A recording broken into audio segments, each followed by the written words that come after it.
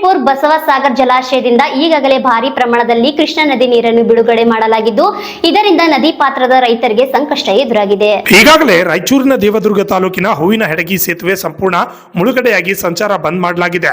Google bridge come barrage ಭರ್ತಿಯಾಗುವ ಹಂತ ತಲುಪಿದೆ. ಆದರೆ ಗೂಗಲ್ ಬ್ಯಾರೇಜ್ನ ಗೇಟ್ಗಳು ಸರಿಯಾಗಿ ತೆರೆಯದ ಕಾರಣ ರೈತರಿಗೆ ಪಂಪ್ ಸೆಟ್ ಹಾಗೂ ವಿದ್ಯುತ್ ಟಿಸಿ ಮುಳುಗುವ ಭೀತಿ ಎದುರಾಗಿದೆ.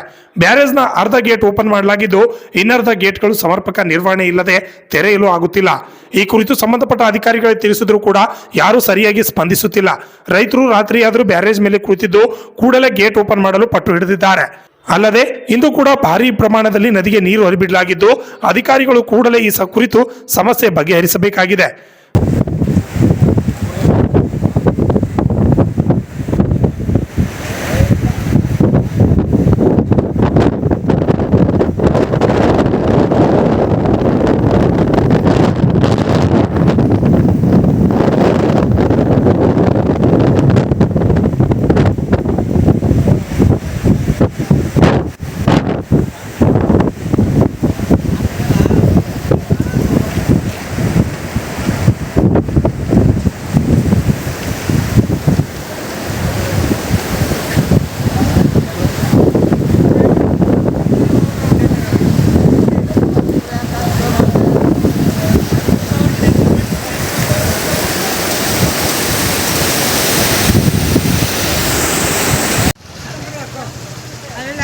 అక్కడ సైడ్ అక్క ఇక్కడ అక్క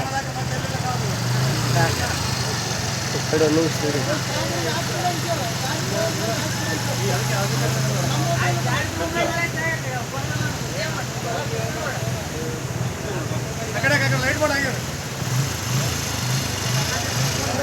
ఇంకా కాణవంతే